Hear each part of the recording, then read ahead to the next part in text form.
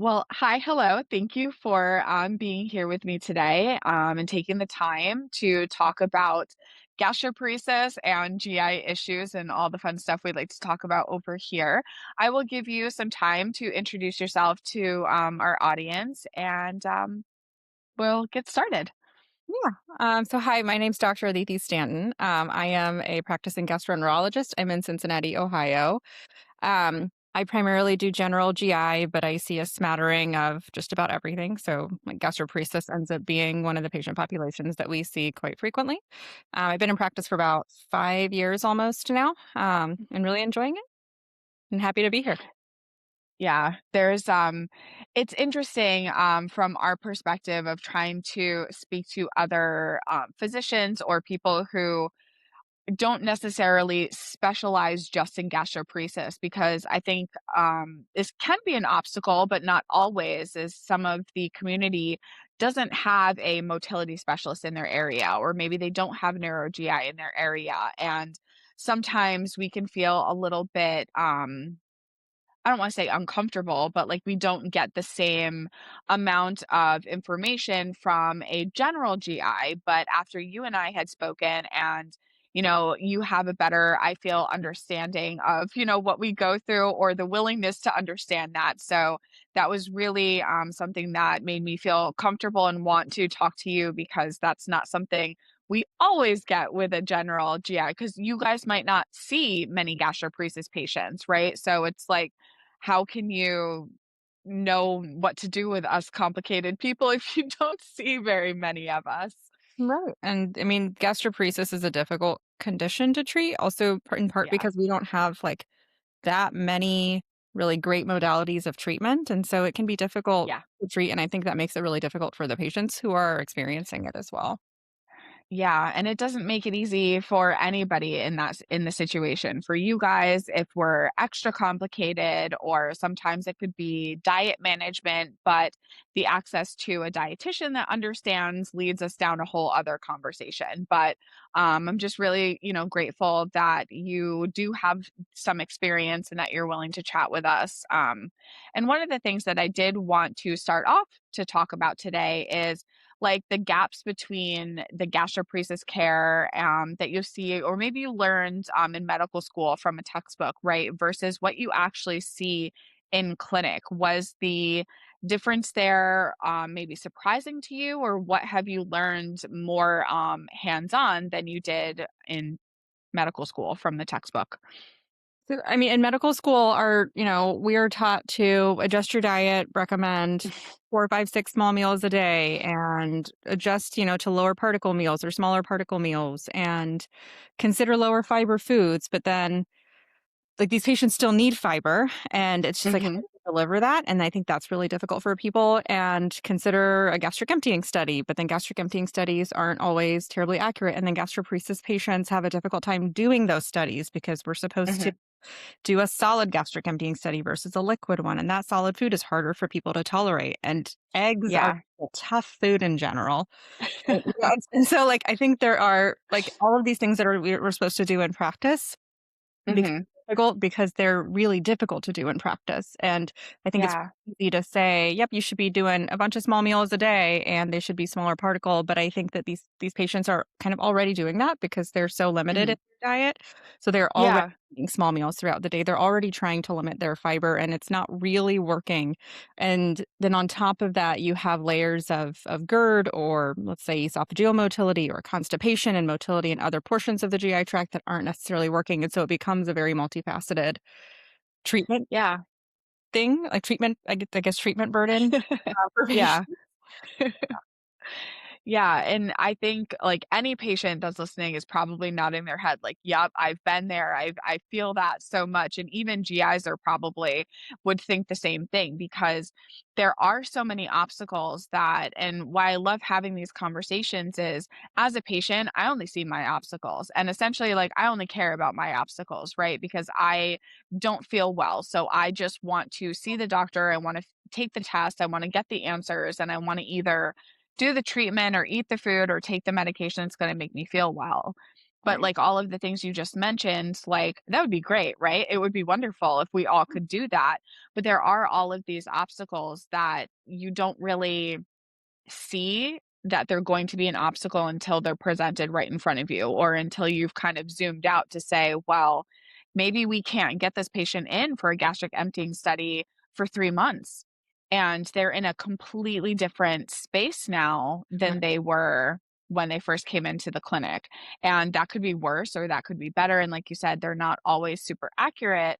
So when a patient doesn't present maybe in the particular guidelines of the gastric emptying study to say, yes, you 100% have gastroparesis, but you still suspect that they have gastroparesis based on their history, their symptoms, what they're telling you, but the test didn't quite show that, or maybe it wasn't as severe as their symptoms are, like, impacting their daily life. What might be the next step on what you would do for that patient? Would you recommend, like, nutrition therapy, of seeing a dietitian, or, without giving obviously individualized medical advice, like, Mhm. what would the thought process be to say, this would be the next step of where I might take you? Yeah, so in these patients, like, there's also, I think, there's some subset of patients who have gastroparesis, but have like a normal gastric emptying study. And on Mhm. top of that, I've noticed that some of our facilities do 2-hour gastric emptying studies instead of 4-hour gastric emptying studies. Mhm. 4 hours our studies are like the standard of care and the gold standard, and two Yeah. hour may not quite give you the information that you need. And so I think some people get labeled as not having gastroparesis because they've had some amount of emptying already by 2 hours. So the study gets terminated at that point, and then how do you manage them?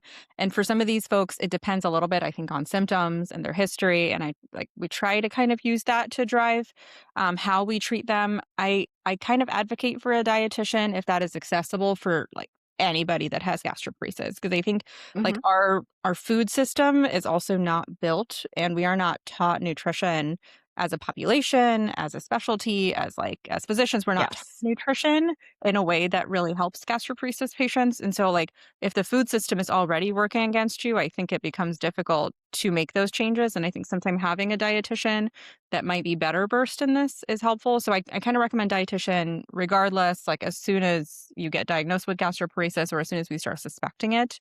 Um, Mhm. can use medications, and I do have some people that I use medications like metoclopramide, empirically, like if we need to or if they're open to that and if Sure. that's gonna be a safe medication for them. And I think we try it, like I try and keep like close tabs on these people. So like just send me a message, call our office, come in for a visit if you really need to, and do that more frequently if you feel like you need to.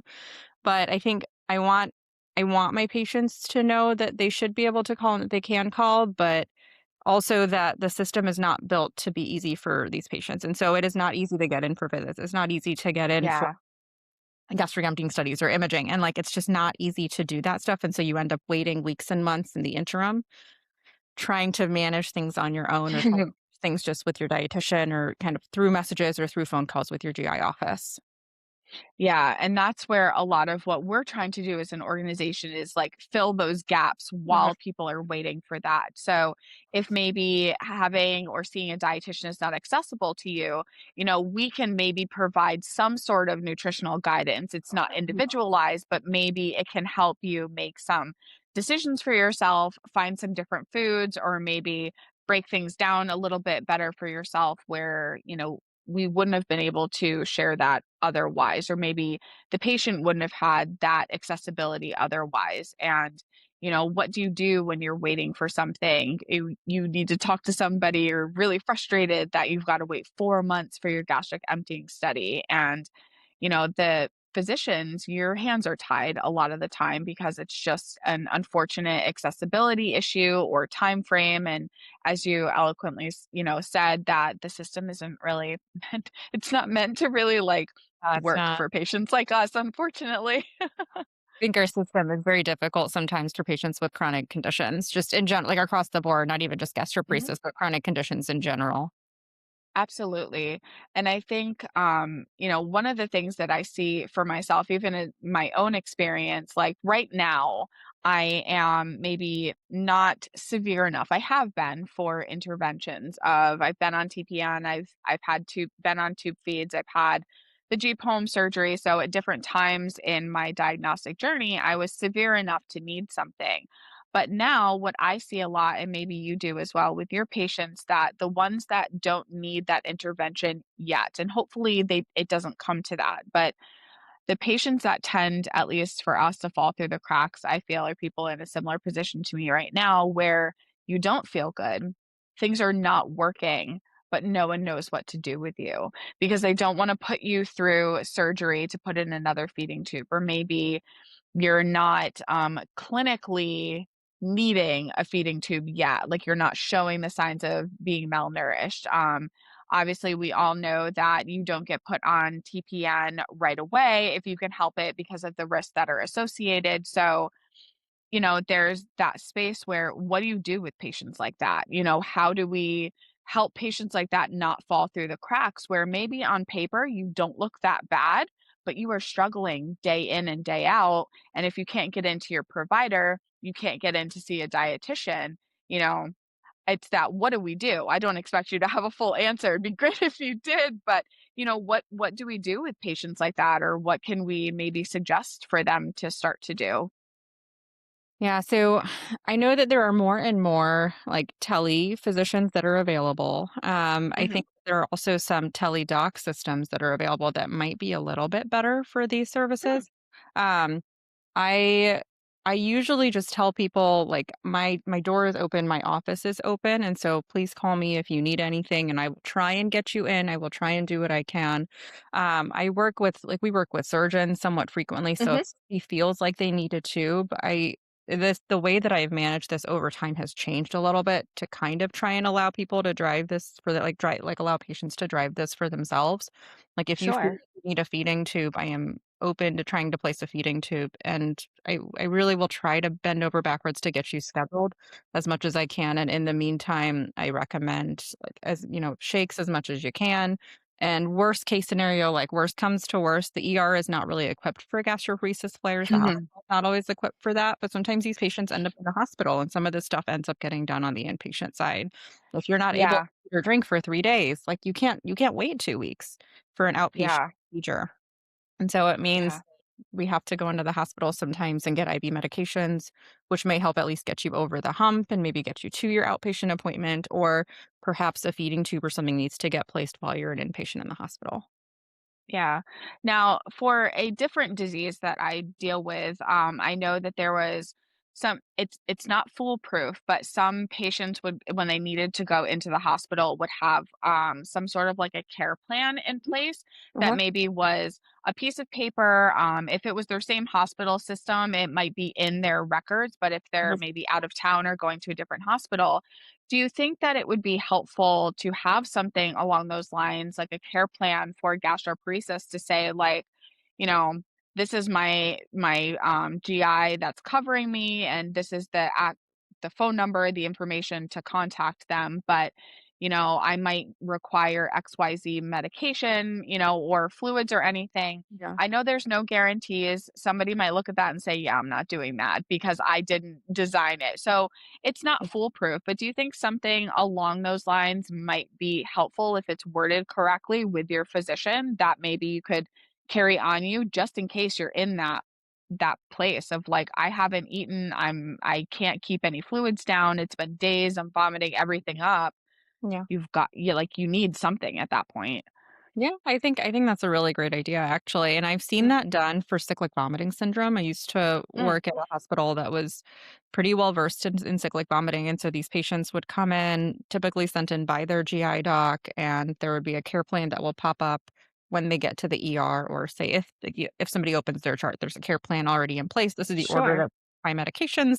This is what has worked. This is how long it usually takes me to get better. Sometimes I need Mm, admitted, sometimes I don't, and I think that would be a very helpful thing actually for a lot of chronic conditions and especially mhm, gastroparesis. These patients often get dismissed as having, "Oh, like you have a GI bug," or, "Oh, you're just, mhm. with the medication and you're not feeling so good. You just need a little bit of metoclopramide to get you through, or you just need a little bit of Zofran Yep. to get you through."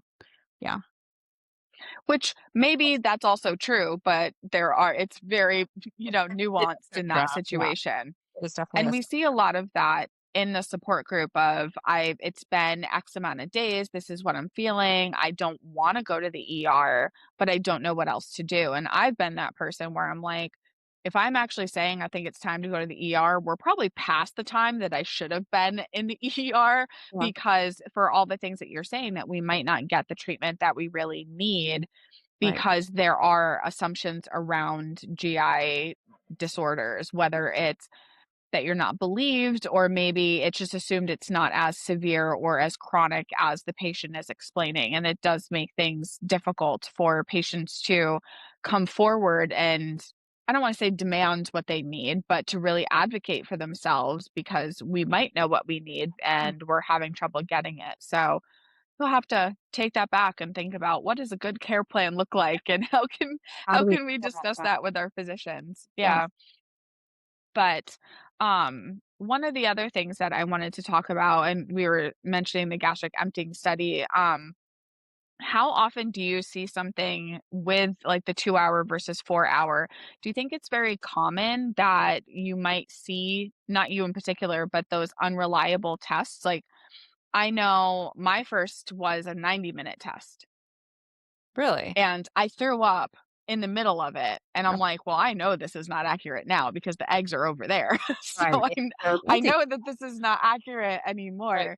And I didn't know at the time that that wasn't the gold standard, or that wasn't the amount of time to do, and I stayed through the whole test, and they're like, "Yeah, it's inconclusive." I'm like, "I know, because the eggs are in the emesis bag over there."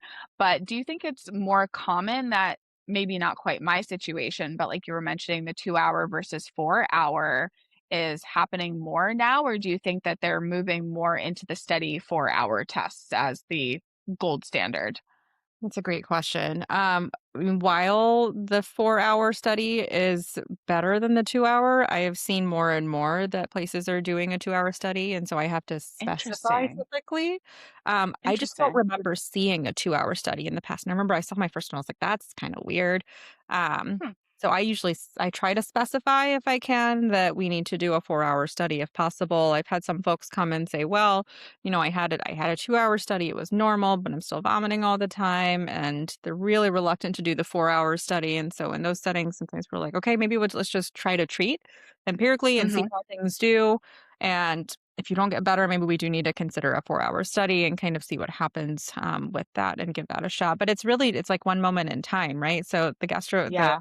gastric emptying study gives you one single shot at a time, it doesn't necessarily give you an overall picture, so while it is our gold standard, it's maybe it's like one single data point and, like, in the midst of Mhm. everything else and can be affected by so much, like, between, like, blood sugar levels and glycemic control to, like, medications that you're on, which is why they have you hold so many medications while you're taking it versus, Mhm. um, even, like, I've read some data about menstrual cycle changes, Oh, interesting. that can affect your gastric emptying study results.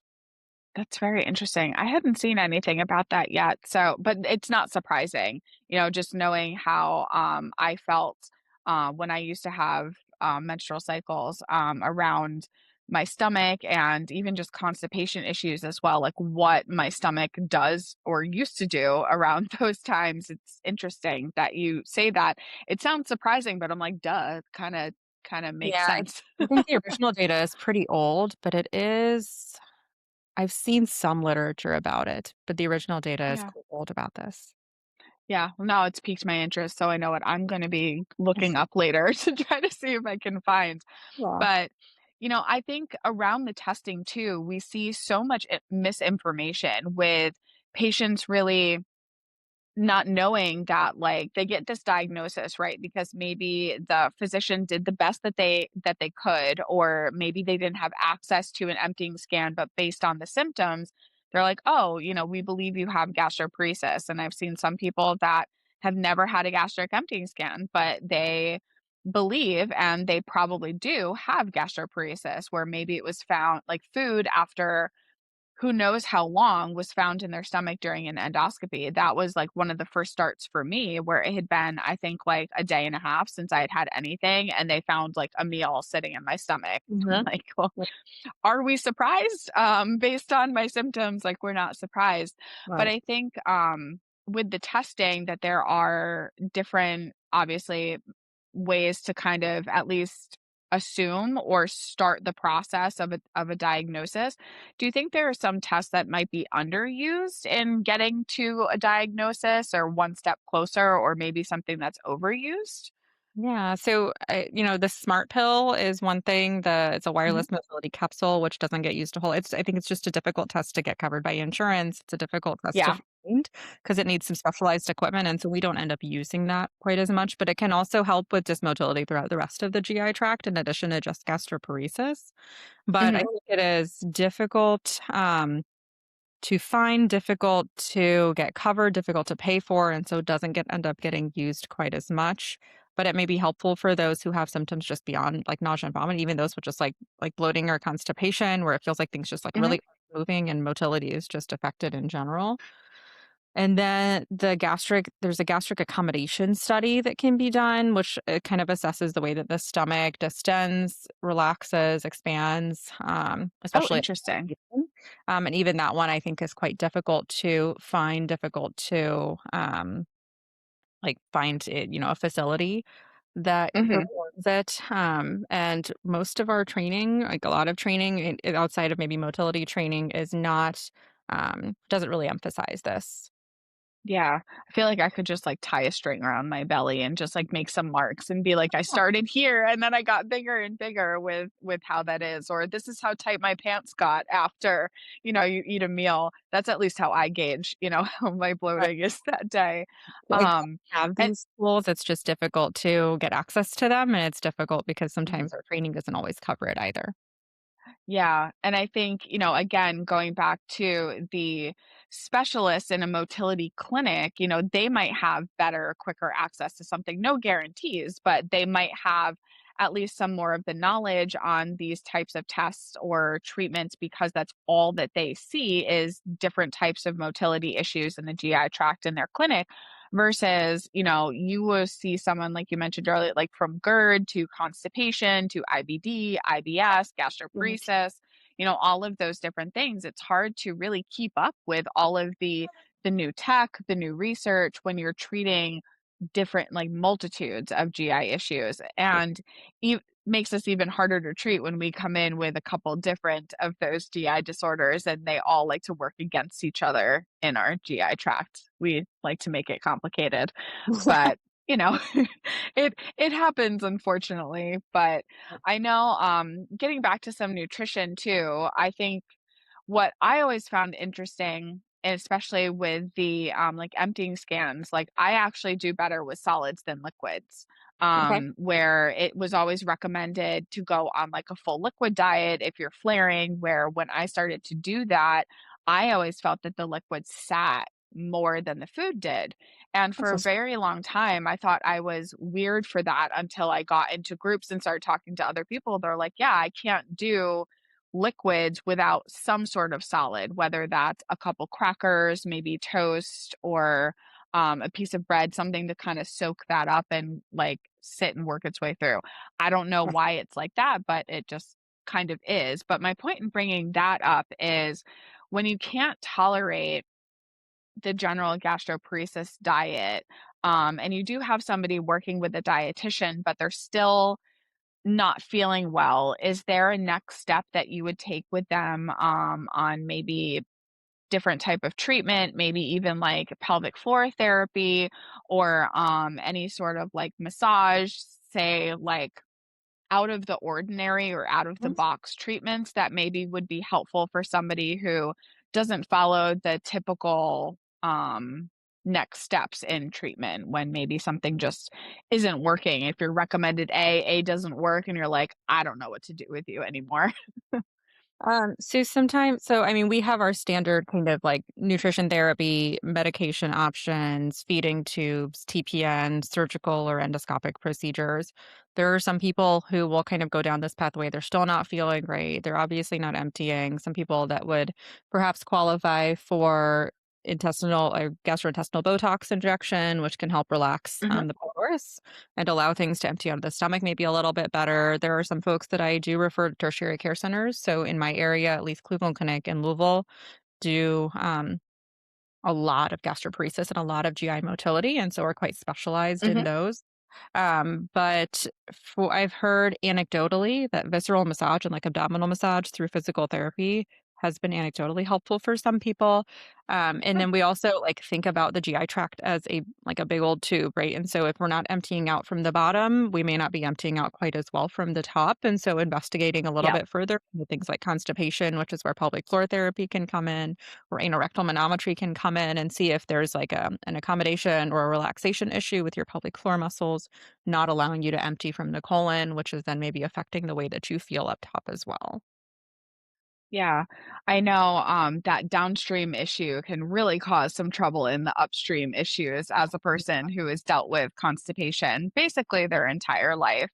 Right. And I think it's really important too, and why I'm really glad to have this conversation is to hear more of those options of thinking like, well, instead of just throwing your hands up and saying, I don't know what to do with you, you didn't follow what I thought you would, because I've had that experience and so many have. So it's really great to see more and more physicians being comfortable with the uncomfortable, or maybe the not typical, I should say, of like, we could give this a try if it's maybe not harmful, or even just adding possibly like GI psychology to help with to come in to help with some of the stress management, some of the different techniques to help calm down the nausea. We've had some great conversations with different GI psychologists over the last year, and like, I never knew that was a thing. I'm still unsure if my physician knows that's a thing, but it's like adding all of these different things that might not have been as normal a few years ago, I'm starting to see more and more of, and it's just great to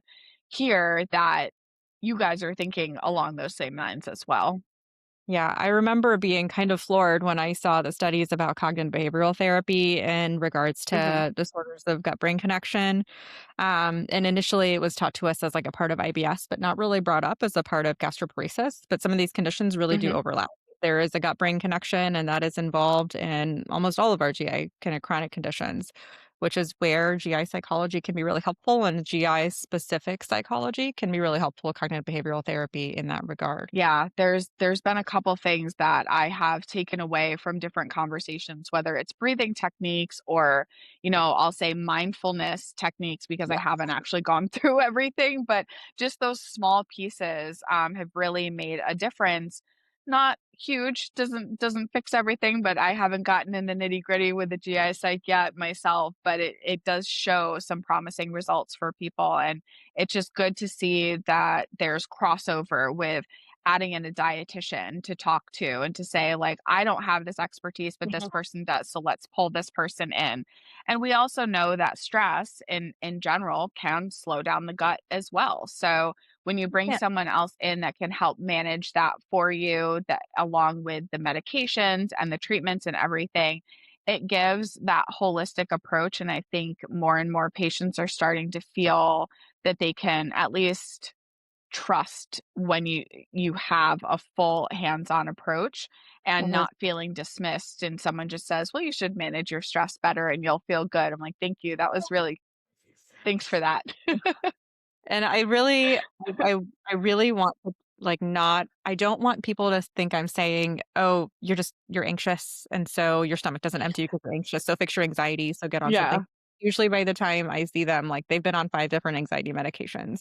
They haven't really worked that well, and they have a therapist, Yeah. and I can't just say, "Go get a therapist and you'll be fine," and it's a lot more complex than that, and so I don't want people to think that we're just like, Yeah. "Oh, sorry, it's your anxiety." This is like a very intricate bidirectional connection that is difficult Mhm. to manage. Yeah, and I think, it's been great too to see more of a nuanced conversation because with GI disorders, for a lot of patients, you get gaslit. It's like, oh, it is just your anxiety or it is just your stress. And to hear the physicians now to say, yeah, that might not be helping you right now, and maybe we can do a little bit more for you. Yeah. And walking out of those appointments with your physician feeling more empowered to, work on these things and to feel supported and not feel like, oh, they just said I'm anxious and that's all of my problems.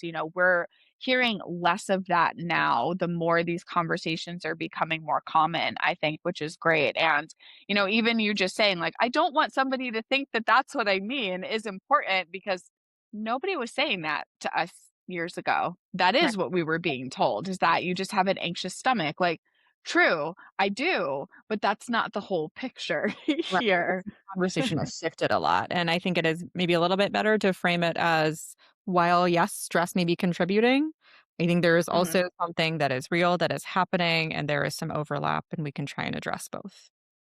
Yeah, which is just much appreciated. I know I can only speak for myself, but as a community, we hear more and more that that conversation is more appreciated because there's more understanding, I think, at this point.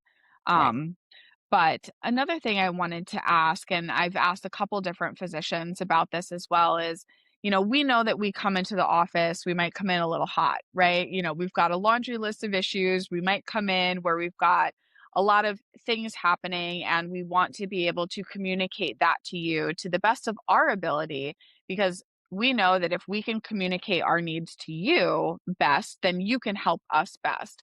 Is there something that works for you or something that you might recommend to the patients to say that this is helpful to me to help you if X? Like, is it helpful to have a list of, I'll say, complaints, if you will, or a list of symptoms? Like, what would help us help you to help us back? Sure. I think it can be a little I know it can be a little bit daunting to see somebody come in with, like, a binder or see somebody come in with a pad of paper. It can be daunting, but I think when it is done, like, well, and I think when people Mhm, have, like, a timeline of their symptoms and, "Hey, this is the testing that I have had, these were the results, and these are the medications that I have tried, and there might be something on there that I forgot, but these are the medications I've tried, these are the responses I remember having to them." And a little mhm, bit of a timeline can help because this is typically a chronic condition, and it's nice to not have to piece it together from the very beginning. It's, like, really nice, I think, when somebody comes in with their history or comes in with things that they have tried, and maybe that's not the whole story, but it at least gives you, like, a starting point to have the conversation, then jump off from there. I mean, and then our visits are also, like, they're short, right? Like, doctors are having shorter and shorter and shorter visits, and it's hard to sometimes yeah. accommodate an entire, like, complex care visit within 10, 15 minutes, and that can be difficult. Sometimes if we know about that in advance, some people maybe have the ability to create longer visits. That may not happen across the board, but 15 minutes is not always built for the chronic Yeah. condition. Right. Hmm. I know some people have care coordinators, some people bring family members. I think if you don't know your history well and you have somebody that does, bring them with you or put them on the phone. I don't care if you call your mom. I don't care if you have somebody on the phone during the visit. I think it's helpful to have a little bit of extra history there. Yeah. Well, thank you for that. I know everybody's different, what everybody wants and needs, and what works for them is going to be different across the board, but what I am hearing consistently is for us to come in as prepared as we can be. Mhm. And I think the other side, like, I get burnout tracking things Uh-huh. and trying to find what works for me. And this goes for all the patients, anybody listening. You have to figure out what tracking system works best for you. So that way, when you are going into those appointments, you know what you're tracking, not or what you tracked that you want to share. It's not, well, I think I started tracking all these things, on Mondays, but then Mhm. on Tuesday I tracked nothing because that was too, like, have to kind of figure out what works for you. And knowing what our doctors want from us, I think, is really important. And we don't ask that enough because we want to know what you can do for us, but it's, I think, helpful to get that once we know what you need from us, and whether that's a timeline, maybe it's symptoms, or maybe it's a quick message in between visits as like an update to say that this is where I'm feeling, or this is what I've been tracking, and this is what I will come in with my next appointment. Maybe that's something that would be helpful as well. Right. And then even coming in and saying, "Hey, I know I have all these symptoms and I know you have this amount of time. But this is the one thing that I really need to address today, and I don't I'm happy to maybe talk about the others in an abbreviated fashion, but I really want to address this one thing, or this is what matters most to me today." Yeah.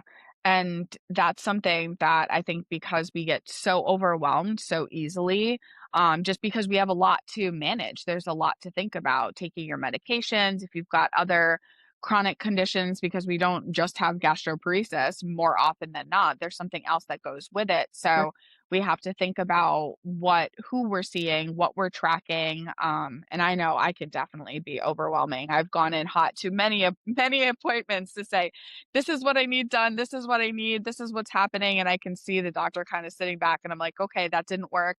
Take a breath, take a second.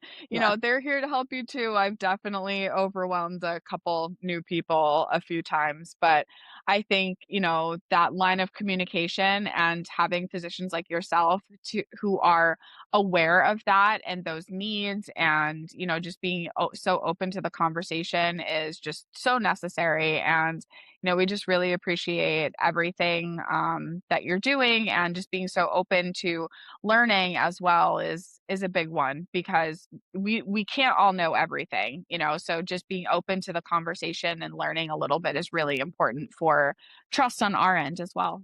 Yeah, and I mean, the medicine and gastroenterology is like a constantly changing being. There are some things that don't Mhm. change, but they're like treatments and algorithms and our like diagnostic modalities. All of that can change with time and it's always evolving. And so I like to learn. I think a lot of us we're a little bit nerdy. Like we really like to learn new things. So as the landscape shifts, I'm hoping that the conversation continues to change, and it's changed a lot in the last few years, and I think it Yeah. probably will continue to do so. Yeah, I definitely agree with that. When I first got diagnosed to now, the conversations are so Mhm. different. Even what I'm learning about in the last couple years, where I talk Yeah. to somebody and they say something, and I'm like, wait, what? Yeah. That exists? Like, what? Where have I been? I'm like, and I live and breathe this community. And I'm like, I didn't even know that. So that's why I think so much of what you're doing, what we're doing, and other organizations are doing is getting that information out there because we're arming the patients and the physicians, Right. not just one or the other. And even seeing physicians on social media has been really great too, because it humanizes you guys a little bit to us, but we also get to learn something, where you start to feel a little more comfortable because you're not seeing your physicians just in the white coats anymore. You're seeing them as people and you're seeing them as people who you can learn from. And I think it helps at least build trust in some of those areas as well. Exactly. Yeah, I totally agree with you. Yeah, and you can reach more people that way too. It's not those 15-minute appointments all the time. You can reach thousands of people at once. That was what kind of attracted me to it, because I felt like I kept hearing the same things over and over again, and I was like, "Man, what if we could just, like, say this to a bunch of people all at once, Mhm. and, hey, this is a way that people are already doing this," and I'm a little shy when I record myself. There's a bunch of bloopers, and I have to do it over and sometimes I have to, like, write out a script, and it's a whole thing, Been but there. when it works, it feels like it maybe resonates with more people than just the person in the exam room.